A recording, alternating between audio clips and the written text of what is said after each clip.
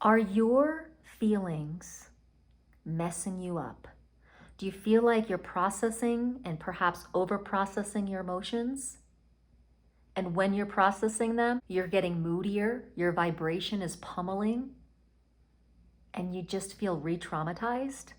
I'm going to give you 5 new perspectives so that your emotions help you awaken, not hinder your awakening process. So you feel good in your life, not worse.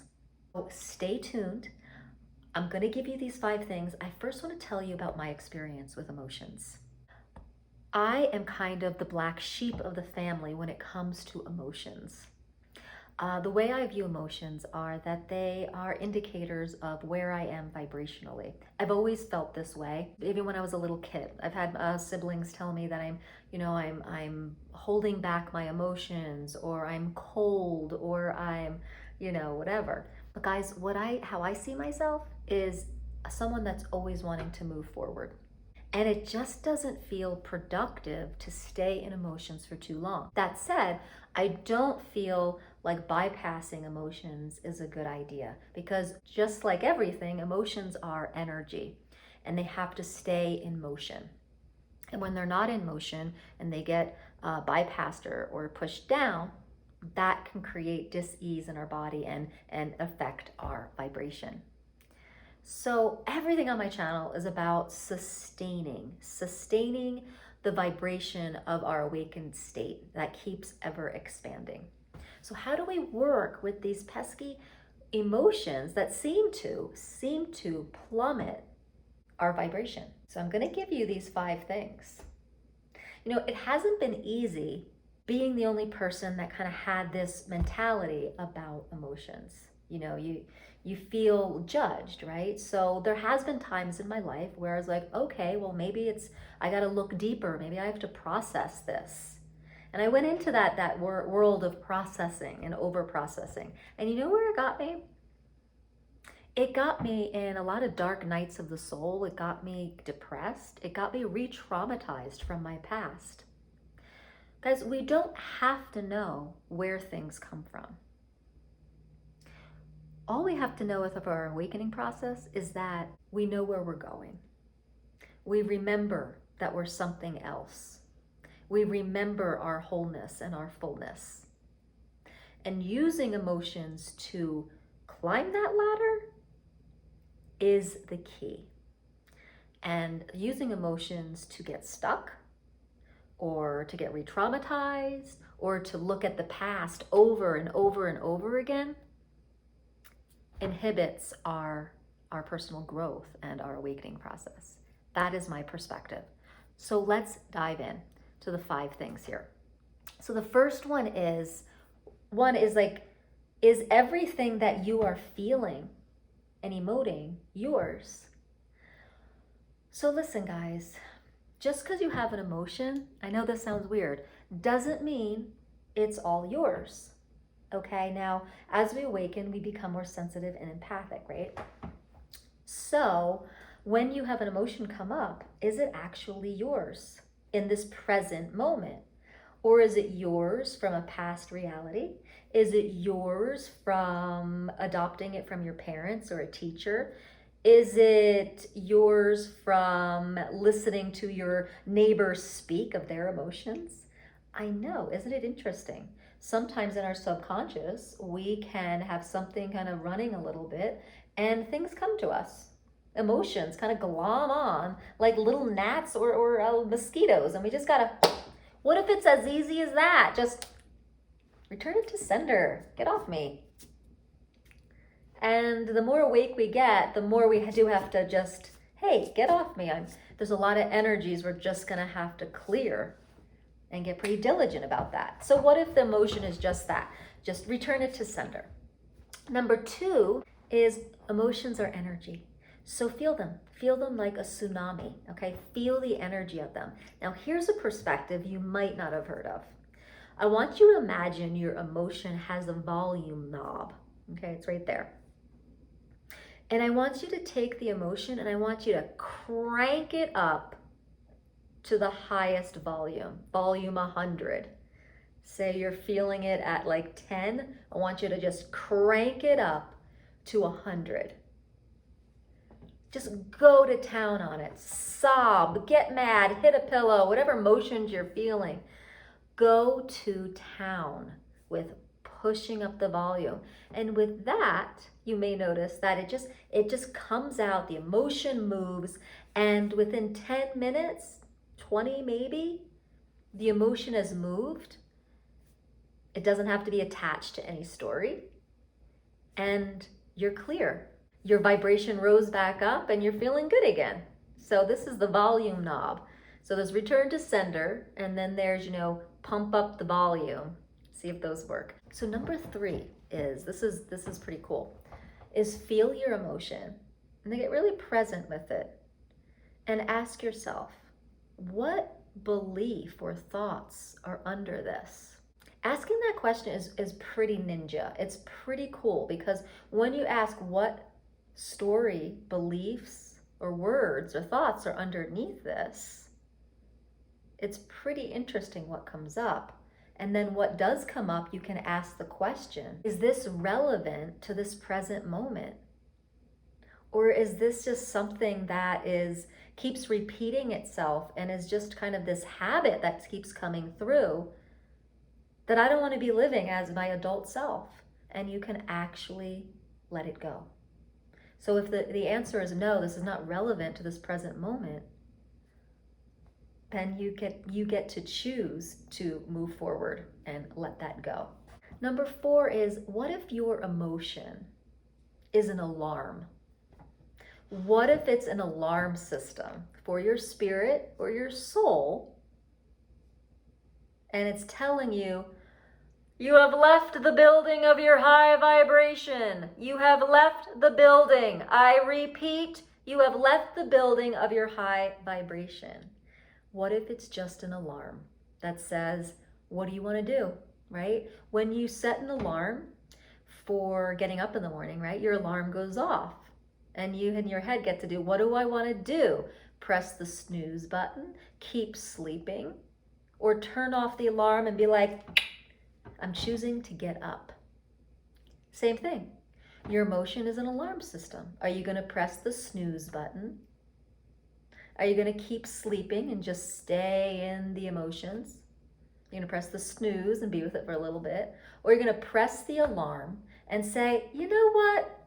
I don't want to be here today. I'm feeling it, and now I'm done. I want to be my higher self. So what thoughts are going to help me get to my higher self right now? Which brings me to number 5, is emotions are a distraction. According to Gary Douglas of Access Consciousness, a lot of emotions are just distractions from our higher self, from our greatest capacities. So what do? How do we get undistracted? I really love the tool of the Emotional Guidance Scale by Esther Hicks through Abraham. And it's this list of 20 emotions, okay? And when the alarm goes off, right, your ecstasy and your bliss state and your spirit self is here, and you drop down, say, into despair, and it's distracting you from this, okay? You could ask, okay, well, what belief systems are here? What can I update here, okay? And then you can get into some thought patterns that help you get up to here. I'm in despair. Well, I know emotions are just energy in motion, so if I keep it in motion, we'll be okay. You get up a little higher. You know what? Tomorrow's another day. I bet tomorrow will be better too. All right. I feel despair and I feel kind of depressed, but you know what? Look at the sunshine. I'm happy to at least be here to witness the sunshine. The sun and good weather just make everything better. I'm happy, And when I'm happy, I like connecting with people, and it makes me smile when I connect with people. So whatever it is, you can find your way back up to your bliss self. And your emotions can help you get there if you're willing to have these 5 perspectives, or they can keep you from your bliss self if you're not willing to have a broader perspective with your emotions. The thing is, guys, your emotions are not you, and maybe you know that. But when we're enthralled with emotions, right? Something happens and we're crying and we're feeling grief-stricken, or we're feeling, they feel like us. So it's really important to have some kind of practice where you are reminded every day that you are not your emotion. You are an infinite being. You are an infinite cosmic being of the allness and unity and oneness of the universe. And there's no emotion there. Now, some people get really attached to their emotions. Even pretty awake professional people, we get stuck in really working through and processing and owning your emotions and speaking your truth because this is your emotion. Guys, the truth of the matter is you are not your emotions. Your emotions are a tool, or you could look at them as a distraction or an alarm. You are an ever-expanding bliss spirit body. And emotions are the indicator that you're making this story of physical life more important than this bliss reality. So the trick is, guys, to our awakening and to expanding our awakening is to be in this world and in this body, but not of this world and of this body. Okay? Being in our emotions, but not of our emotions. Seeing the energy, seeing them as energy, seeing underneath where the belief systems or thought systems are at play, and be like, oh wow, I believe that, or I used to believe that. That's interesting. How attached am I to that? Am I willing to just let it go? It's a really important question to ask yourself, because emotions come in if we are not paying attention to our thoughts, if we're not upgrading our thoughts, if our thoughts keep happening and become a belief system, and our lives are run by these belief systems, and if somehow they are challenged, those belief systems are challenged, our emotions come up. So if you really want to bypass emotions in a ninja way, in a healthy way, the best way to do that is actually to get really ninja with your thought patterns and your beliefs. Because once these thought patterns and beliefs are looked at and updated, and you hold healthy, energetic boundaries, emotions don't even have a chance to show up. So in a sense, you're kind of bypassing emotions because you are tending to your garden of thoughts and belief systems. Now, if you want to go even beyond that, what's underneath thoughts and feelings and emotions is our perspective of oneness. Now, if you really just want to live in oneness and unity and own your, and remember your greatness, your spiritual greatness, then your thoughts are less. You don't have as many thoughts. And two, they don't activate into belief systems. And then from there, you don't have much emotions because you're not attached to much thought or belief systems. So you get to just be blissed out all the time. And guess what happens? Your energy systems and your physical systems have way more flow and ease. So, if you want to get good at bypassing emotions by living in your bliss body, and of course, we are having a human experience. So we're going to have some moments where we have some different thoughts, right? And we're going to react to those thoughts through our emotions. It's going to happen here and there. But if we tend to the garden of our bliss body, of our spirit self, and really get the broader perspective that we are spirit. We are in the world, but not of the world. And if we tend to ourselves from there, there's actually not a lot of movement that has to happen through emotions. There's no alarm being set off because we're staying in our bliss.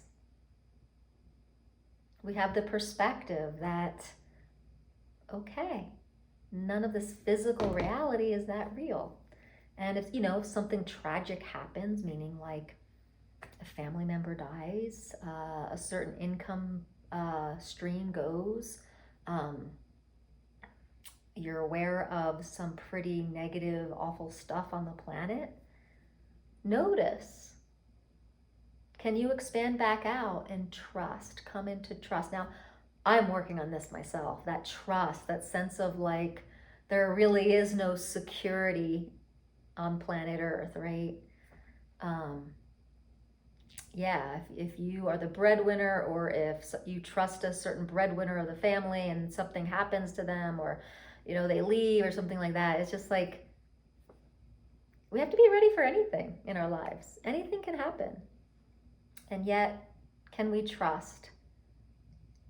Can we trust that we can create something else just as good or better? And I'm working on this myself, but what can we do in the here and now about when our emotions seem to take over our life? And we've been told to work through emotions in a healthy way. You have to process them and find out where they came from and really be with them and talk it out over and over again. And I really feel like over processing them can actually be detrimental to your awakening process and your life and your moods and your mental health. But that's just my perspective. So let's recap here. There's 5 different perspectives here now to take for how to work through emotions in a way that's going to give you the best life now, and that's going to keep your life force energy flowing and not like contract things in your energy body and physical body. So the first one is, make sure you start returning it to sender. Return it to your past self, return it to your parents, return it to your friend or neighbor, whatever it is. If you're feeling something, but you're like, I don't know where this has come from, it could be your empathic nature starting to pick up on people's stuff. So just return it to sender, and you'll notice that just that simple practice, you'll feel better. And number 2 was your emotions. Turn them up, turn the dial. If emotions are energy, you want to keep them in motion, and you can even turn the volume up, really get it on out of there, and feel better in like 10 minutes. I did this when my father died, and it worked like a charm. The other one is, what is the belief under that emotion? Ask, what is this belief under here? Is it pertinent to the present moment? If not, let it go.